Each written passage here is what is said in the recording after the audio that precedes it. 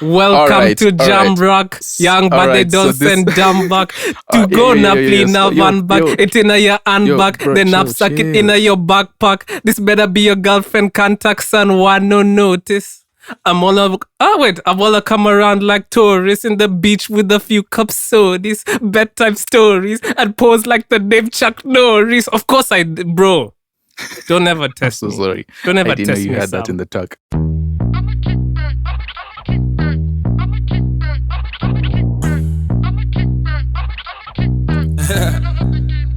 Yeah, I walk up in the room like VP. Got a bad girl like Nikki. Kona nyonyo nam kanda kam shippy. But nice at niche waba no kiki. How I'm on my zone is like a mystery. Go riders on my brownie, come with me. Now stock is on my no man, I'm a weekly. Every day we do it on the weekly. So we gon' go shorty. We go shorty. Go shorty. We gon' party like it's your birthday. Go shorty. Go shorty. Go shorty. We gon' party like it's your birthday. Go shorty. John Smorty. Quiero cantar nyinge postpone. What's up, guys, and welcome to episode 134 of the 30% podcast. I go by the name Afamefuna. My co-host goes by the name Sam Are. And oh my god, these episode 130s are flying by. Yep. Anyway, Yeah, this is a podcast in which we talk about the Kenyan music industry with passion and vigor, and we break it down so that you guys can be entertained.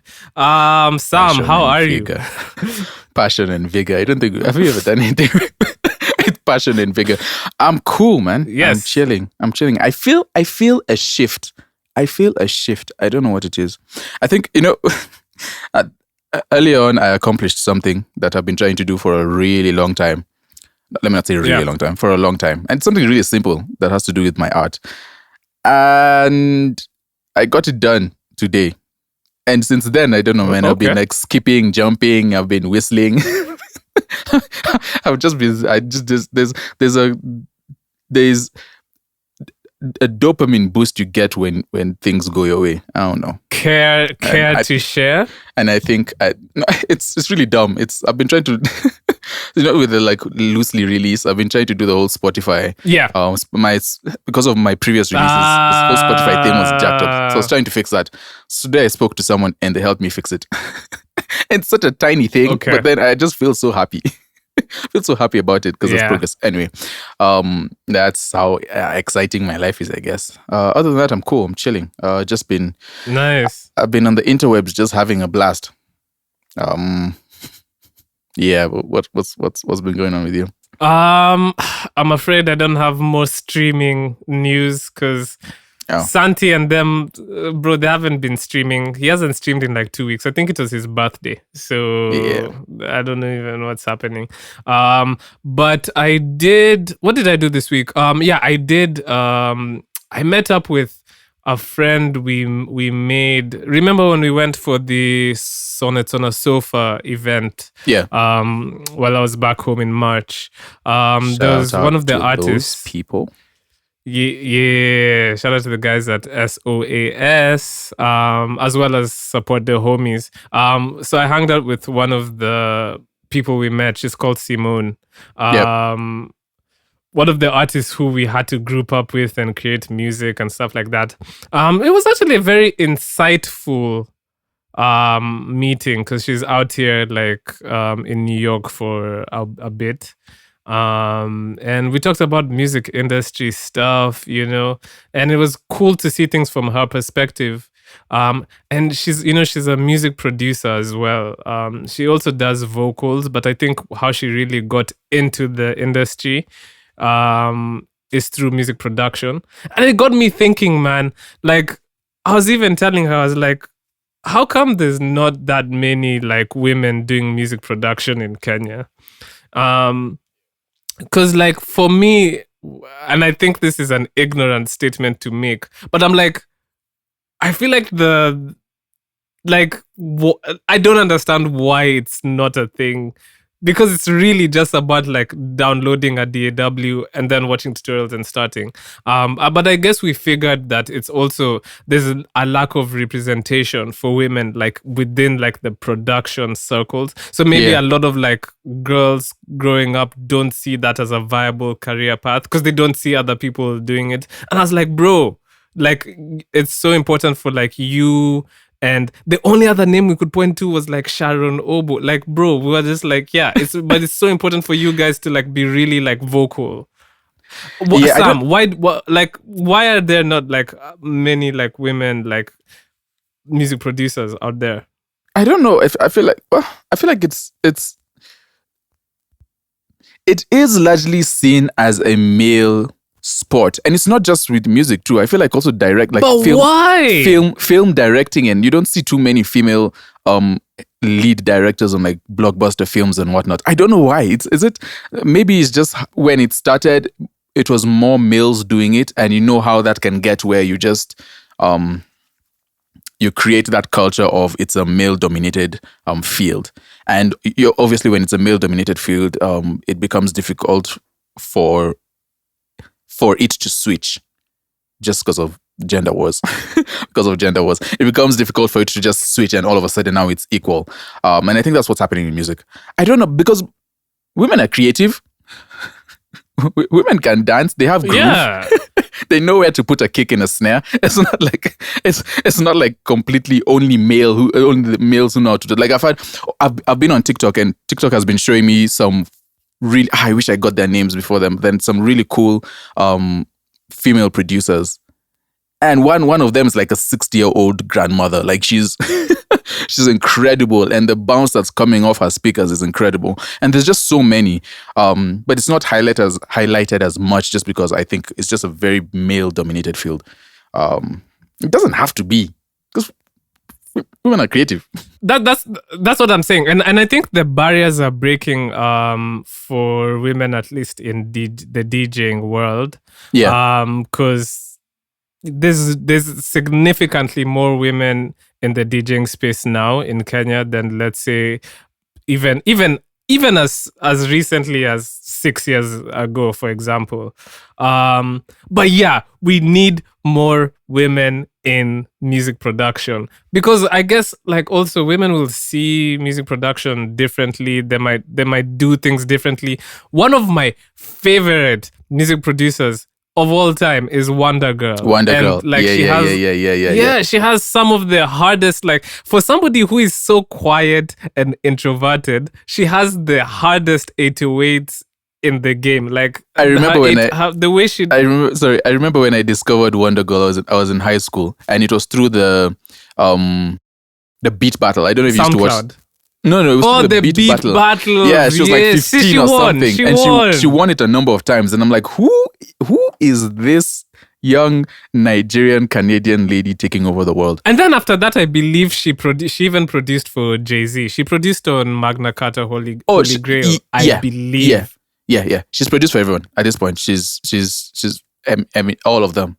But she was genius, man. Like, and that's what this just goes to show. But she's a big emblem, and I assume that a lot of girls, seeing how successful she was, ended up like picking up production as a thing. But we definitely need more music producers being women. I mean, even like the likes of Pink Pantheress. Hey, I've done well not to mention her name past podcast. But anyway, the likes of Pink Pantheress producing their own music as well. I think we need to like I was telling Simone, like she needs to be really loud about doing so. Just so that other girls can also be inspired to pick it up. Because honestly, I don't see why there needs to be only men doing music production. I mean, it would be cool. And not just production, but engineering as well. Like, there's some really famous. One of, I think, bro. Her name's Sylvia Massey. She's like one of the most. She's like a really brilliant engineer, and she's looked up to. Wait, is she the lady? Is she the lady who mixed Bad and Bougie? There's another lady who mixed bro. I was because I've always loved the mix for Bad and Bougie, and so I was looking through the credits, and I found her name, and I was like, bro, she's a genius. But I was just gonna say, like in terms of if there are very few women doing music production, there are even fewer women doing engineering. So we need to really break those boundaries. I'm looking for her name. What's her name? She's called Keisha Lee. So shout out to Keisha Lee. So bro, I'm telling you, like there's women out here like who are doing production, doing engineering, mixing at a high level.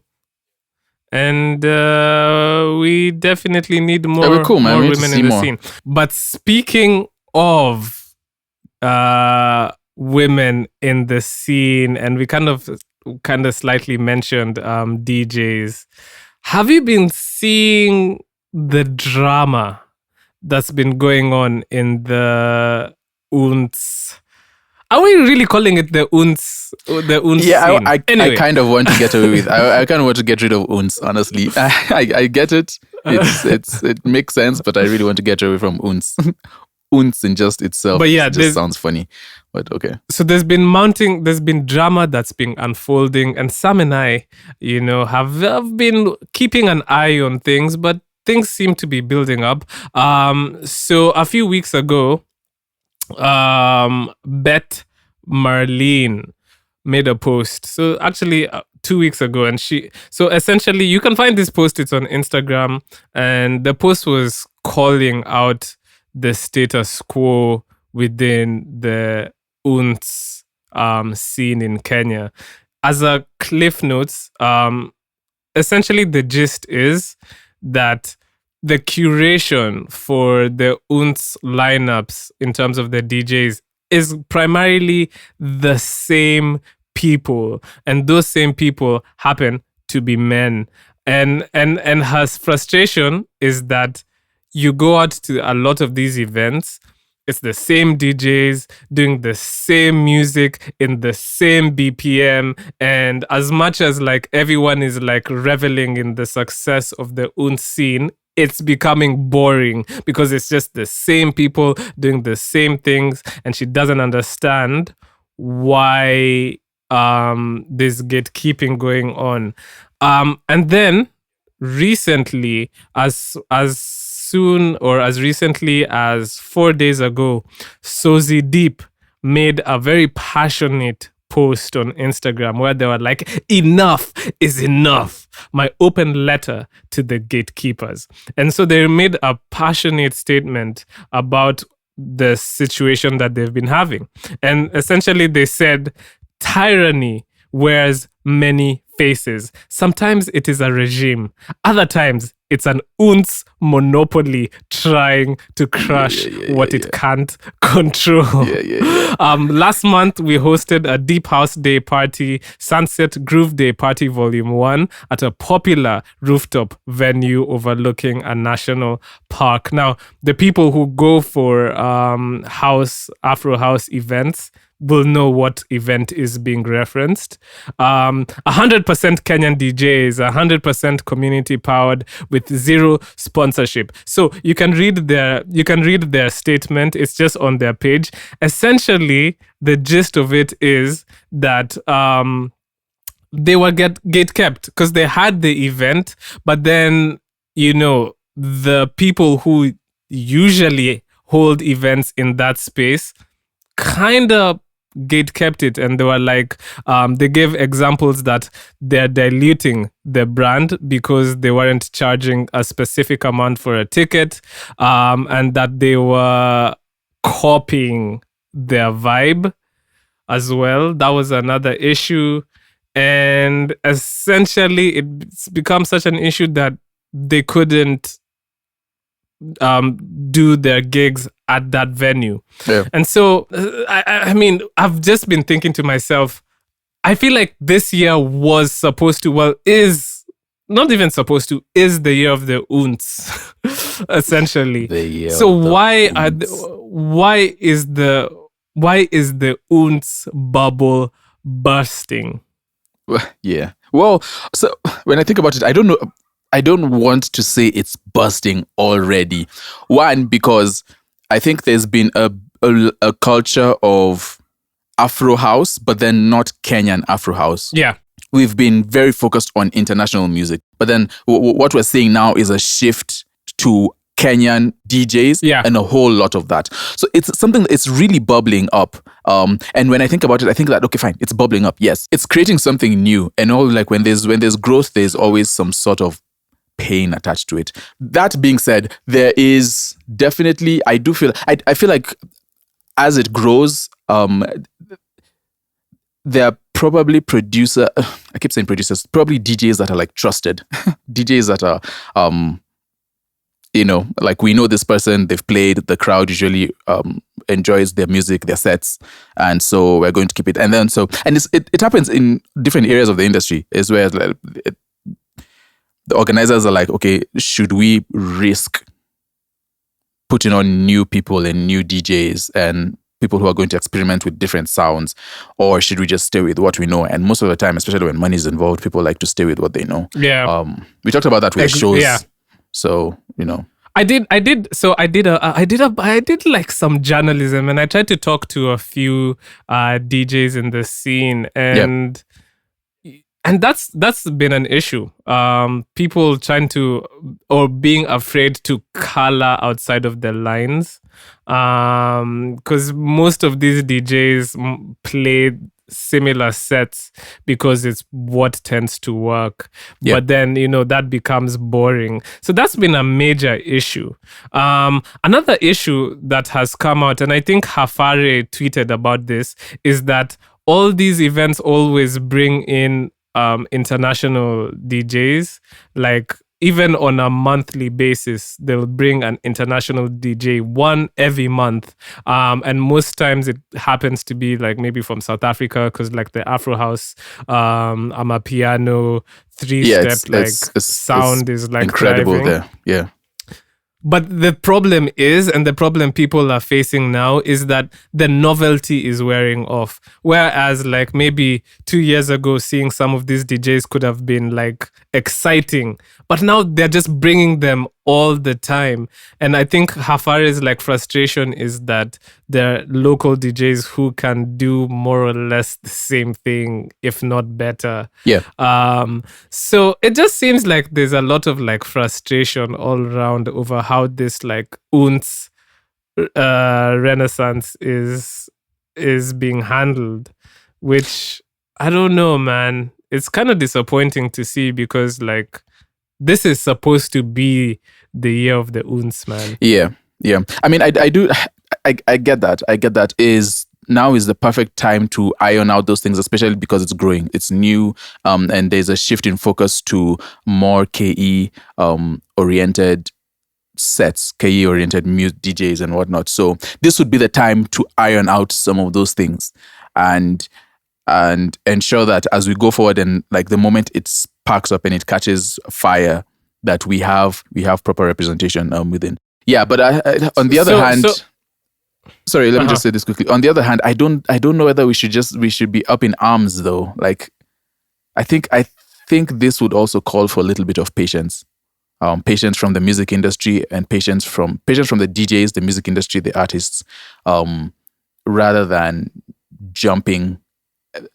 going crazy about what it is, what we're seeing currently as it's developing.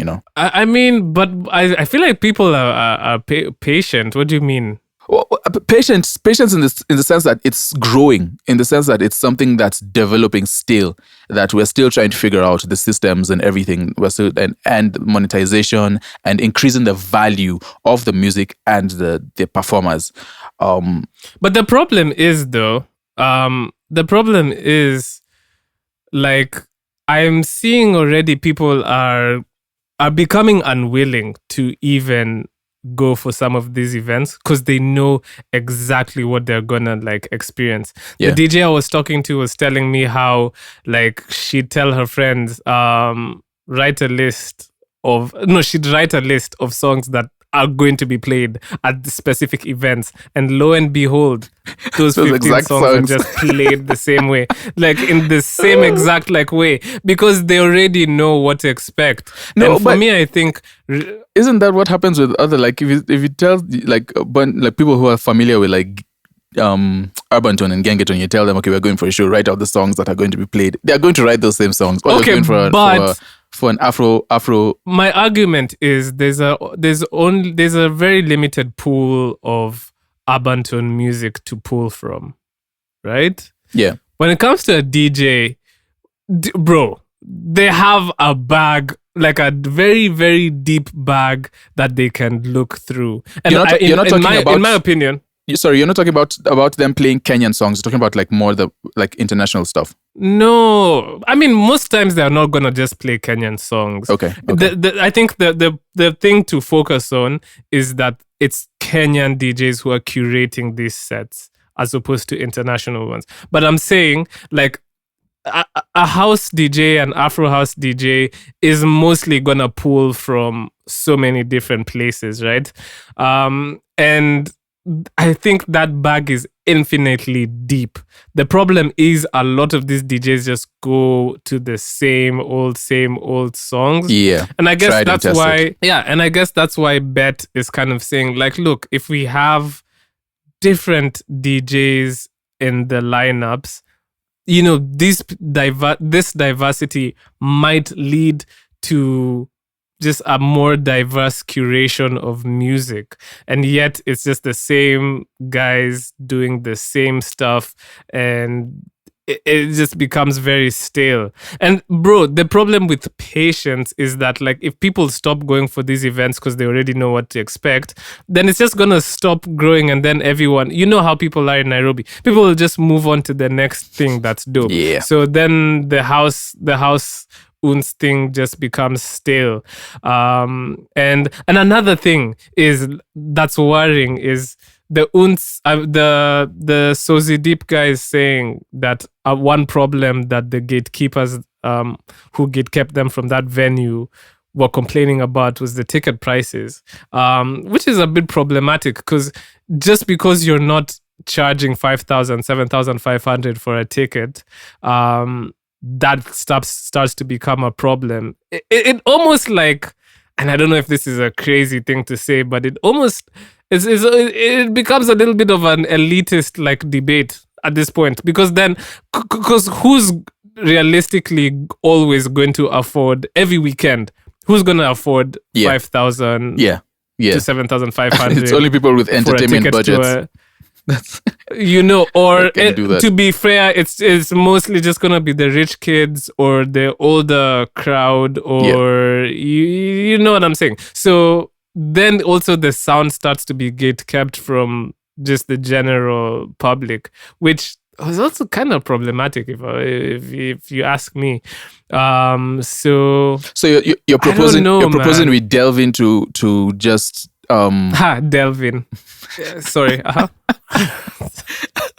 You're proposing that what are you proposing? You're championing the diversification of everything and like a real effort to diversify it. Because I'm championing let's see, let's watch it and yes, get these things in place. But then I feel like we shouldn't be too anxious about what's going on. Okay, so what I'm proposing is, one, let's not try and monopolize this house movement that's happening, right? Because the problem is, and we've seen it happen before, when people click up and a sound or just a movement is only made so that it's accessible to a limited amount of people, it usually fizzles out.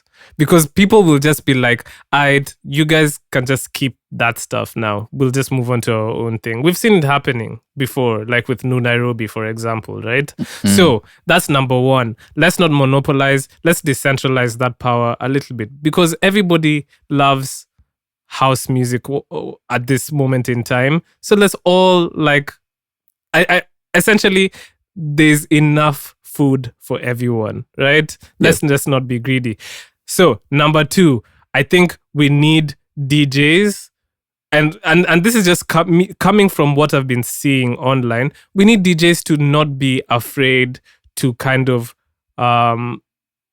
be more adventurous with their curation, because it's frustrating to the listeners to just listen to the same stuff. And I know, right? Like mostly you know which songs are gonna get like a reaction from the crowd. Yeah. But like you never know. You could also take it upon yourself to put people on to new music, or let people experience music that they know in different ways, because that's what DJs do. Like they could be more adventurous in terms of mixing genres and doing more than just like blending and like using effects, but actually like, you know, try and do more like production based things where like you're putting drums like from this song with these vocals and just making something new and more exciting, so that the just so that the whole experience doesn't get stale. Number 3, I think the general public is crying for new faces and having more representation. Like we said, I think like Bet was saying, more women in the scene, because women just have a different way of like seeing stuff. So I think that will also like contribute to just like the dynamism within the scene, right? And 4, what else am I proposing? Well, those are the 3 things like I would say I'm proposing, because I just don't want to see the scene like die and die out or stay in its niche, because I feel like right now it's at a place where it can really pop off and go past the boundaries that it has been in for a while. But if some of these things are not sorted out, then it just stays in that niche pocket, and that doesn't benefit anyone. Yeah, well, makes sense. Man. I guess we'll keep looking at it. I do know that the house scene in Kenya is really bubbling up in terms of just, you know how people say like black owned businesses, like Kenyan owned house music. It's really doing well with help from some of the people who are pushing and gaining some international status. So let's see how that goes. Let's see how that goes, man. So, do you want to talk about what do you want to talk about next? On the topic of, I guess we've sort of mentioned it a little bit, like women in the industry and women DJs and whatnot. One of the women who are really, I guess, carrying the torch, it would seem, for Kenyan music, like gaining quite a bit of hype.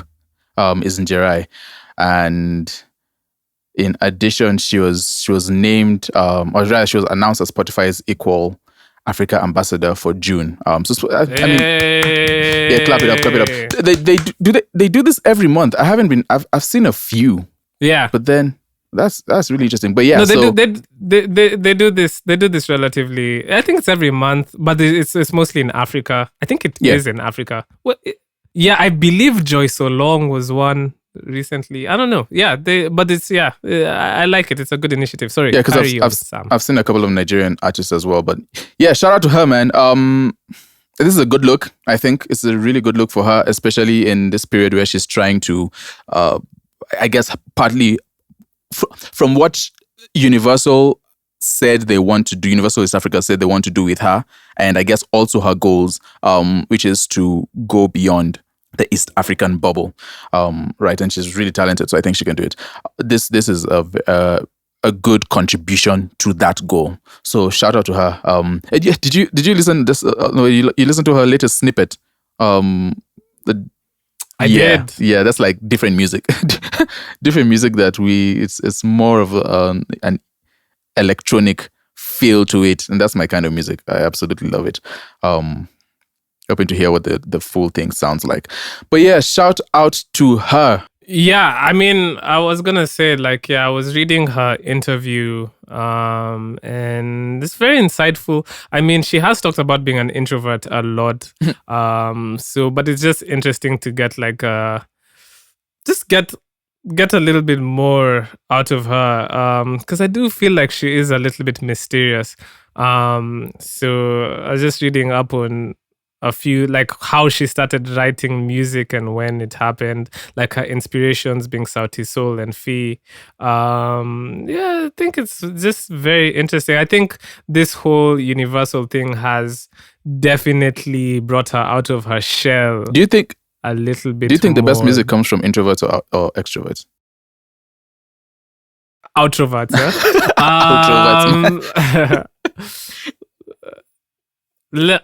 to be honest, no, I don't think so. I don't think you can definitively say that. I think it's like, this is a boring answer, but like I think both sides create good music, because like introverts will give you the stuff that like has feeling and emotion, you know what I mean, like that moves you and it's well thought out. But extroverts can give you the stuff that makes you want to be in the clubs, makes you want to do this and that, or just like be outside, dance a little and stuff like that, which is also a really, really important facet of music. So like, it just depends. You, what do you think? I'm going with introverts all day. I don't want to hear all of that. Yo, let's go out. Let's have a... Nah, I'm cool of that music. Thank you for your services. So it's the same debate, bro. But I actually hate this debate about how people are like, oh, like wishing artist X goes through a breakup so that like they can make the best music album, comes from breakups, or wishing that or wishing that their mental health was like, bruh, crazy. Like, man, yes, men's now they're gonna month. Be sad, so they're gonna come up with. Sorry, it is Men's Mental Health Month. But yeah, bro, like I have a problem with that, because it's like, bro, like artists are human beings and we can't just be happy that they're going through shit so that we can get good music. I think that's selfish. I think it's selfish. It pisses me off, actually. I don't like it. All I'm saying is, hey, if it's working, it's working. Why aren't people making the best music when they're happy and in love? That's the question. Why? That's been a thing. It's been a thing. Why? That's the question you ask yourself. No, in love for sure. People make great music when they're in love, but like happy songs are boring though. I do understand that. I'm just saying, wishing for artists that's corny behavior. Like, you shouldn't be doing that. Don't wish for relationships to break and so you can get music. Yeah. I hate entitled. I hate when I see that stuff. Like it's so entitled, man, and annoying. But then also in Njerae news, she put out a statement saying that she's no longer doing the tour. Well, she might do it in the future, but like she can't go to Australia. I wonder why. For the time being, because of visa. Right. Visa issues, man. So yeah, she gave an official statement. So yeah, it's not cancelled, it's just postponed. This is something we've talked about multiple times on the podcast. It always happens. Like whenever somebody's announced to tour internationally, in the back of my mind, I'm always thinking about visa issues. We really need to sort this out. We need we need a dedicated department in the government to do this. Like sorting out seriously, musicians' like visas. just like this is just all you're doing. Yeah, because I feel like it's such a dope opportunity for the country to like boost its economy, because like Njerae wouldn't go alone. She'll go with her like band, she'll go with this and that and the third. Like there's just so much to be gained from us performing outside, you know what I mean? There's money to be made. Like the government only cares about money, then yes, there's money to be made. There's potential like tourism to be had because our artists have gone out there and been great ambassadors. I don't know. I feel like the country really stands to benefit from artists being out there. It's just frustrating. But a government that doesn't really support creatives is not going to value that aspect of things, right? A government that creativity, like music, film, and sports is like a sideline. Then they're almost unless it brings attention. Like for example, Kenya is really good at long distance running, and they're probably going to do what they can to maintain that reputation outside. But then something like a music, which they're not really paying attention to, when it comes to visas and they're not going to create the policies or make those relationships with the other countries that would benefit the artists in that way. So, it's unfortunate that happens. Sometimes the document, your identification document, hinders you from success or whatever it is. So I don't know. We need to fix that. And that is annoying. It's terrible. And hopefully some of these conversations were had at the US-Kenya Creative Economy Forum that happened last week. Nice. Yeah. You see? Sam, that was so expected, but I actually applaud that one. That was smooth. That was the smoothest. No, but 134 episodes down, I'm actually getting I don't think you've gotten it right. I think you're having a good day. I think the sun is out today, and then we go back into... It's not. It's actually raining. It's raining. Oh, it's raining over there. It rained here today. Twinsies. Yeah. So essentially, the U.S. Embassy in Kenya, in partnership with the American Chamber of Commerce Kenya, proudly presents the U.S.-Kenya Creative Economy Forum 2025, which is a high-level platform dedicated to unlocking investment opportunities and fueling U.S.-Kenya collaboration in the creative sector. I saw so many people posting about this on their social media. I felt a lot of FOMO because I couldn't be there to be part of this event, but it looked like it had a bunch of speakers. I saw Bien speaking. I saw Savara speaking. Delvin Savara, might I say? Can't do that. Stop it.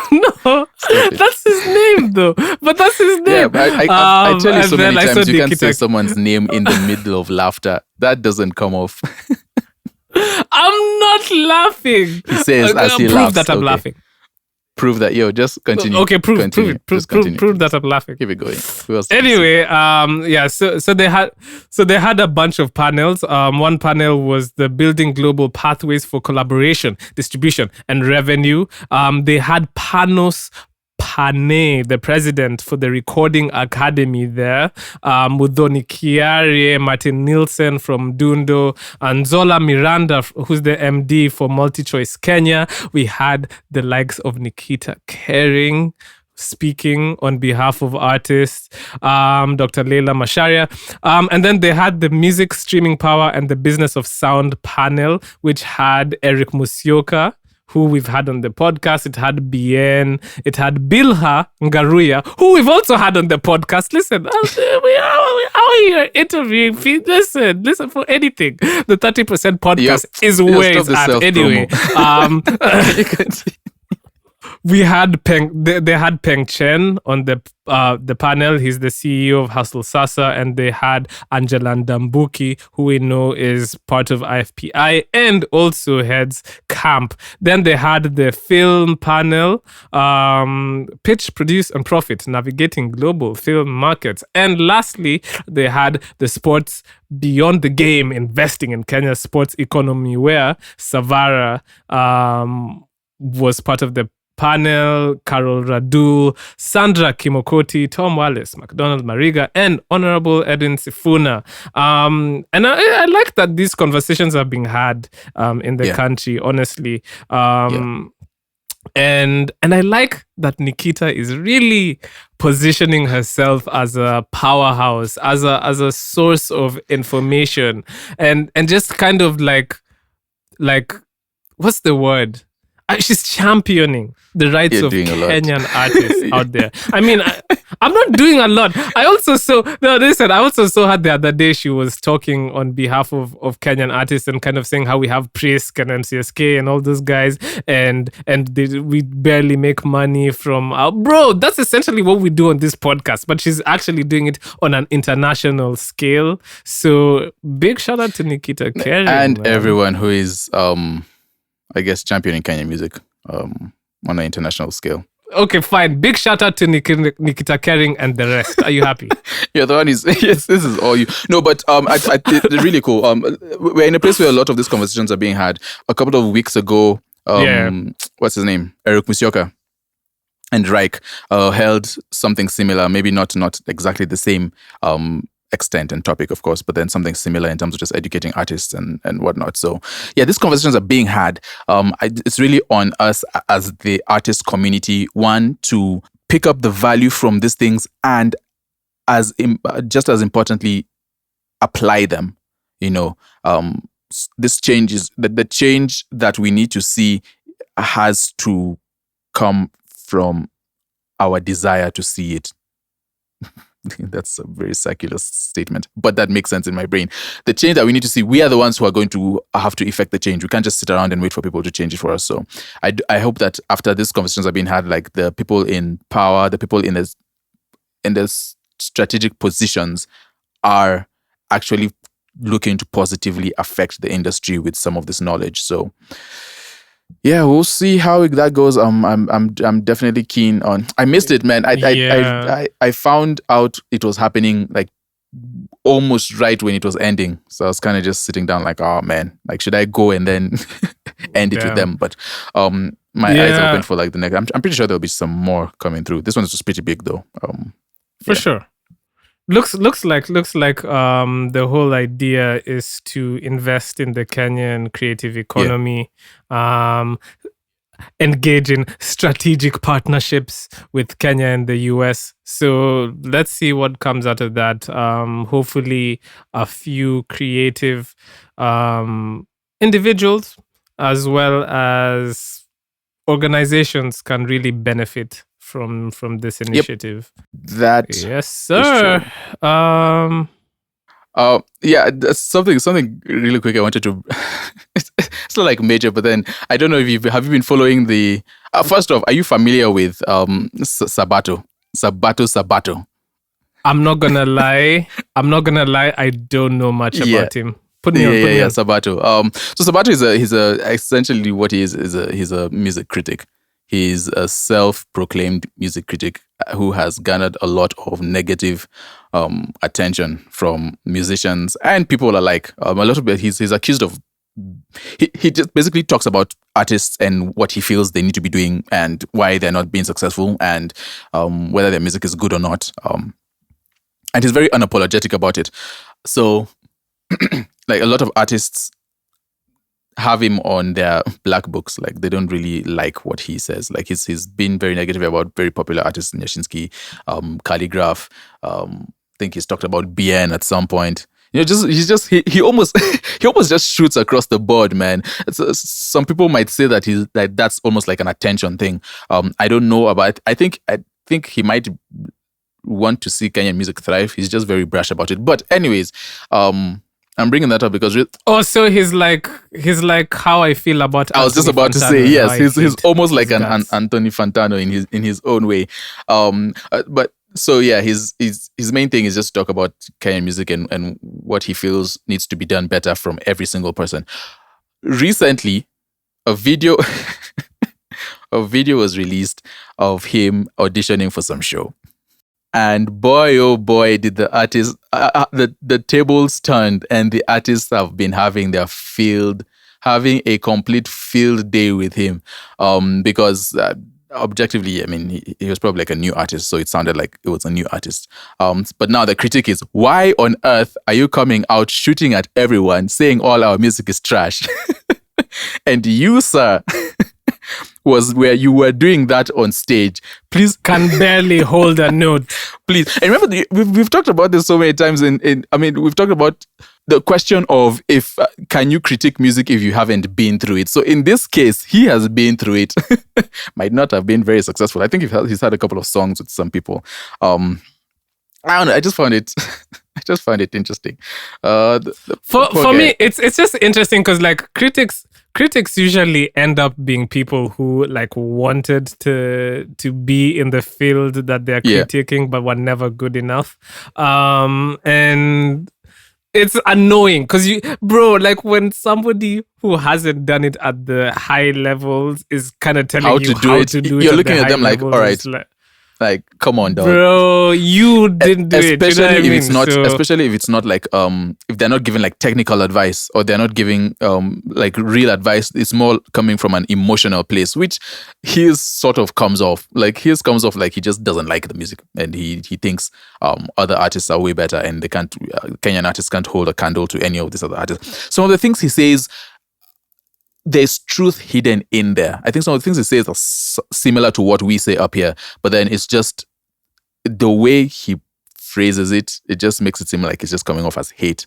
So very abrasive. Very abrasive. So I don't know. It's just interesting to watch. It's not like a major thing. I don't know. I hope he's okay. That kind of a guy, does he ever get back in good graces of artists, or is if you come out of the gate shooting like that, like is it done? I think he just has to keep the same energy, man. You don't switch up. You keep the same energy and you keep it pushing because that's the brand that you've decided to build. So you will keep that same energy. Stay on that side. If you want to only criticize artists, you stay on that side then. So yeah, that's how I feel about it. Shout out to him.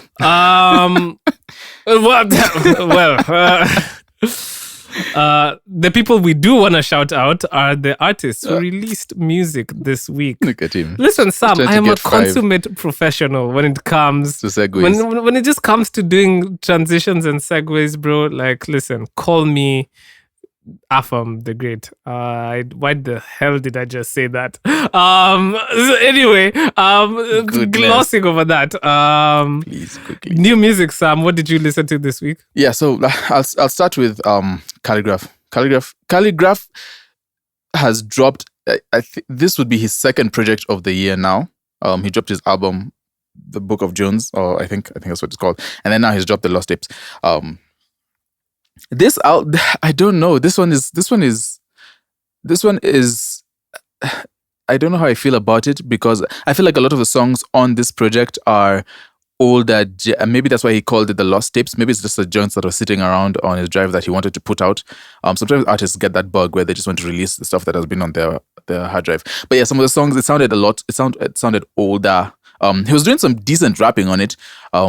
On some of the tracks, but then some of the tracks just sounded older. The features were a little bit, for what I feel like he should be doing. let me not be Sabato on this, but then for what I feel like he should be doing, I think, this just seemed like it was one of those projects where you put together some of the joints that were sitting around on your hard drive. And yeah, but anyway, shout out to him. His fans are going to love it. Absolutely. I do want to see Khaligraph like tap into like real.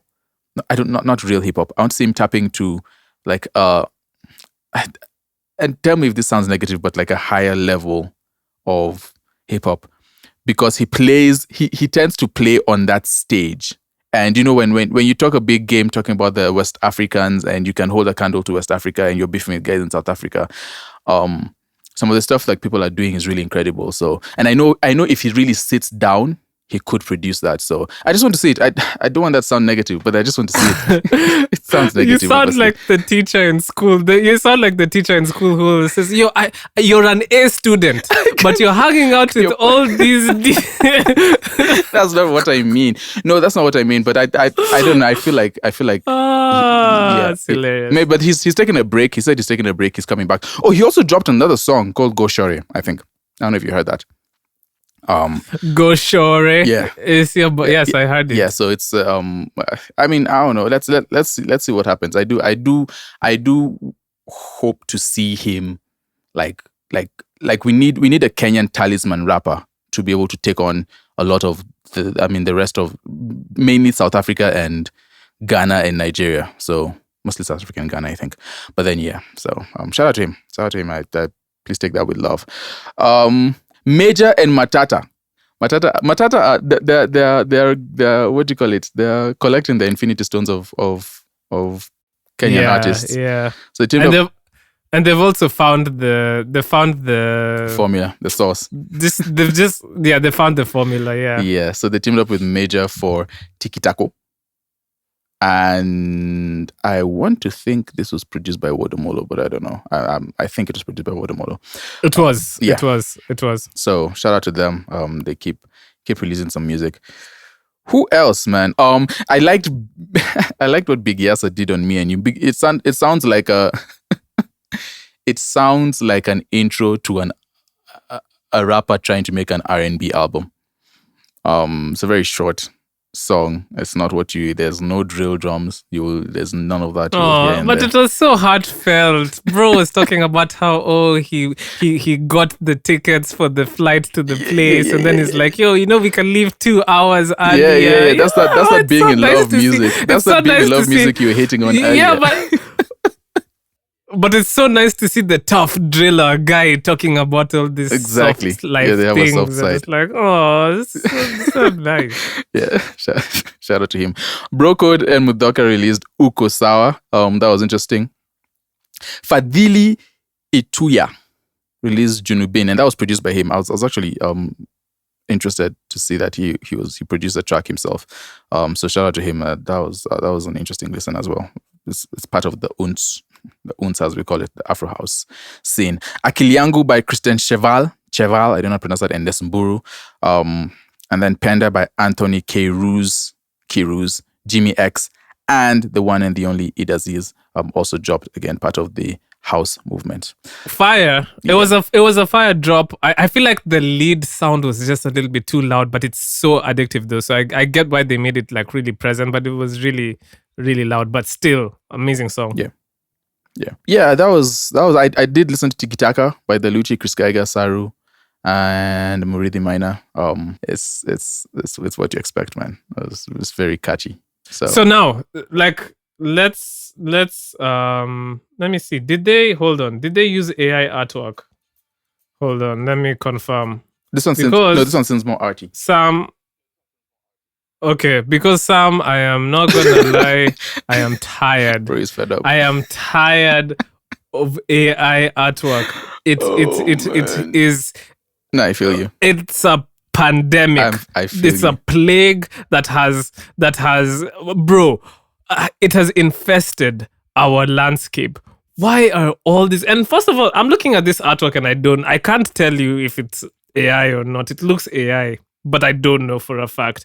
Either way, bro, I have to call them out. Like even people like Black Market Records, bro, all of their artwork is always AI. All AI. Like it's always AI. Yeah. Every time there's music that comes out in the week, at least 7 songs have AI artwork. What's happening, guys? What happened to paying people to make your artwork? What happened to doing a photo shoot? Maybe, perhaps, you just answered your question. What happened to paying? Just stop there. What happened to paying? That's the thing. It's just a way to. It's a way to like. But you see, that makes the music just feel very cheap, and like it doesn't feel like it has any like staying value, any permanence. Like this music just feels so fast food. Yeah. Because of the like, where's the thought process behind the work? It's so bad. I hate it so much. And then there's really no innovation. All these guys ever do is they'll have a character and then they'll just blend it with the artist and then it'll be that. It's like they'll go for a theme. Let's say the theme is like Disney characters and then they'll blend it with the artist and then that's what it's gonna be, bro. It's so boring and AI has to be unimaginative and trash. Yeah. Well, you have some strong opinions about this. But AI has to be one of my least favorite art forms, honestly. It's really at the bottom of the pile. It's at the bottom. So even bad. When it's done well, okay, when it's done really, really, really well, you're not able to tell. But just shy of that, then you can just tell that there was a prompt behind this, and you just we're getting tired of the whole AI thing. Just briefly mentioning, there's one of the biggest producers that we've had in our day, Timbaland, just caught a little bit of fire for he started he has a new AI artist he's trying to roll out called Tata, and he has a new genre called A-pop. I think he's working in conjunction with Suno, who we talked about when they also came under fire for using people's art. I saw people saying that like all the music that's been submitted for his beat clubs and stuff like that, like they trained the AI using that. Is that true? I don't know if that's true. Like we'll need to see the evidence in that case. But Suno the company he's working with has been accused of that before, right? And I even think up to the extent of a lawsuit. We talked about the extent of a lawsuit being filed against them. I don't know how far that went. But yeah, so artists are getting tired of AI in terms of it's taking away. And one of the major things they said, because he held a live that had a bunch of people, it had Young Guru on it, who was really championing artistry over AI. It had Illmind on there and a bunch of other people. We're taking the emotion and creativity and replacing it with automation. And that's really that has a long-term negative effect on the creative economy. Yeah, but anyway, it's just a side point. But yeah, I'm tired of AI artwork as well. And pay artists, digital creators. Okay, well, just pay artists to make art, bro. Or at the very worst, and this is the worst, use Canva. And listen, Canva sucks. After AI. But still, like when Canva sucks. No, Canva sucks when you're making like album art, but that's the worst. At least even try and use that. Anyway, so the other music I listen to would be Beba by Just Feel, Tesla, Unspoken Salaton, another AI cover art. There was Lava Girl by Tesla, more AI artwork. Oh, man. There was My Temper by Mavon, the beat Saru, Mr. Seed, and Jua Kali. I wouldn't be surprised if that was AI artwork. I haven't checked, but it probably is. Anyway, I don't know. There was The Recipe, a project by Antoine and Caris. So shout out to Antoine. Chase by 8th Street Gang. I love 8th Street Gang, man. They're still really championing drill. Let's see. What else did I listen to? Stella by Odiwa Muranga, Mr. Kagame. I really like the beat to that one. There was Burnout Talk by Luno Da Vinci, The Renaissance Man, and Boy Lee. I actually listened to quite a few things this week. You already mentioned Tiki Taka. There was Pedi by Devi Waweru, really heartfelt music there. There was Eclipse by Johan Lennox and KC. Shout out to KC. He releases quite a lot, actually. I don't think you shouted out Better by Willie Paul and Gucci. And what else did I listen to that I haven't mentioned? I think that's all that I listened to that came out this week. But Sam, what do we want to play for the end of the podcast? This week we're going to the Caribbean. We are going to some reggae. We are going to Treesha. Treesha, yeah, man.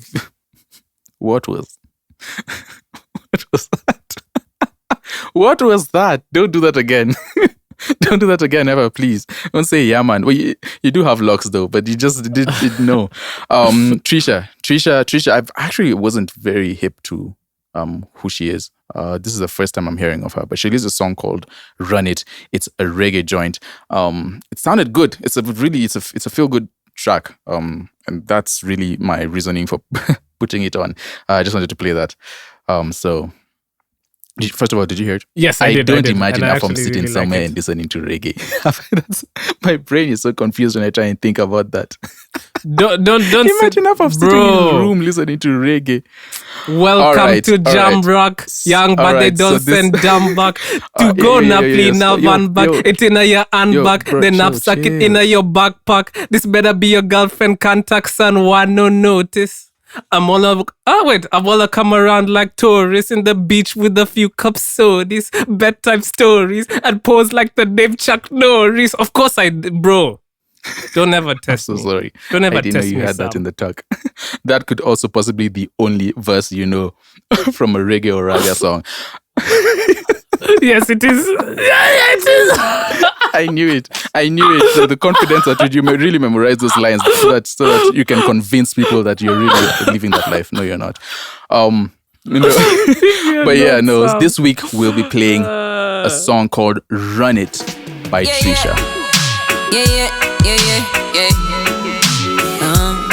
Me say if you run it, ooh, don't stop it. Me say if you run it, no make it run. Turn it up, nobody come turn me down. Say run it, make it run.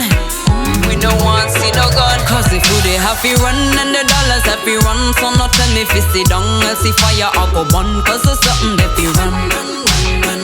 Yes, there's something that fi run. Cause the rhythm just a run like a lava up on the ground. And it hotter than the sun, so nobody can sit down. Everybody just a run, run, run, run. Come on, make it run, run. This your generation, say run it. So me I say and in the air like it's a stick up, stick up. Cause the drum me just a top the bass a kick up, kick up. Watch the ride when you a cruise, nobody lick up, lick up. Hustle hard and make a move, nobody itch up, itch up. No, I know you feel the frustration. You gotta work to better the situation. You happy such feature that we make a way, man. Cause for too long we've been suffering. Listen when me sing, Vatican system now we not a thing. Still we well strong like we not stop or go a gym. Whether marathon or a sprint we have to win. Call upon the strength of the lion from within. Them can't hold we down through the color of we skin. Wally pop power down in our melanin. Them can't lock we out right now we breaking in. There's no escaping it. Cause if we they happy run and the dollars happy run. So not tell me if you sit down, else if fire I go burn. Cause there's something that fi run. Yes, there's something that fi run. Cause the rhythm just a run like a lava up on the ground. And it hotter than the sun, so nobody can sit down. Everybody just a run, run, run, run. Come on, make it run, run. This your generation, say run it. So make it run, run, run, run. Watch me make it come down, down, down, dig it down, down. Just like a super cat song. Because the vibe is up like a rocket. Say look, turn it up and don't stop it. Nairobi to Kingston, yes we bring the heat. Come from the African sun to my African sons and daughters. I see them taking shots. Well, worth it so we can fi take it back. Cause if you they happy run and the dollars happy run. So not tell me if you sit down, else if fire I go burn. Cause there's something that fi run, run, run. Hey, cause the rhythm just a run like a lava up on the ground. And it hotter than the sun, so nobody can sit down. Everybody just a run, run, run, run. Come on, make it run, run. This your generation, say run it.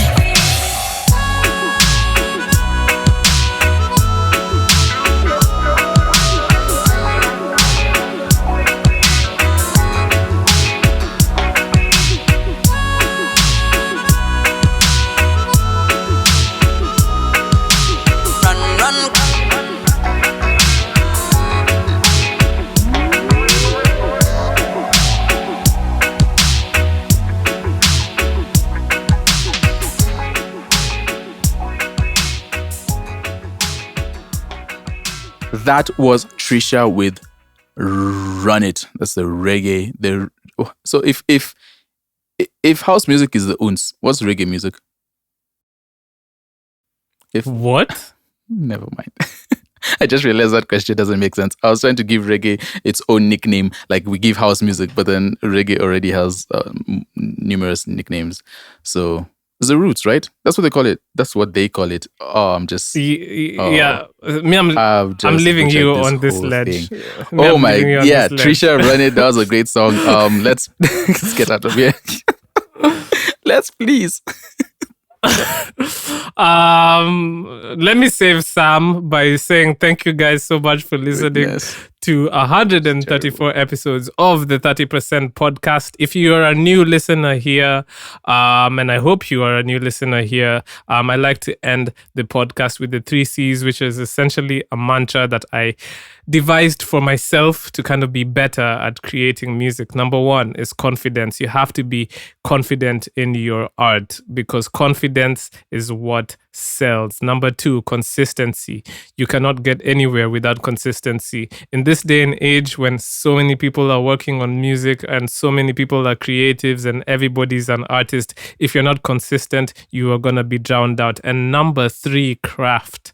Always work on your craft. If you only have 5 minutes to spare, 10 minutes to spare in your day towards your chosen craft, please do so, because that information that you gather in those 5 minutes will add up at the end of the year. And you never know. The things that you learn in 5 minutes could change your whole entire outlook on your creative processes. Trust me, it's happened to me.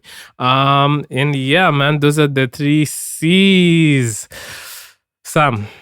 Right. I've got 1B. Which is? Bye. Oh my God. You know what? Bye. Bye, guys. We'll see you at episode 135. I don't even know what else to say.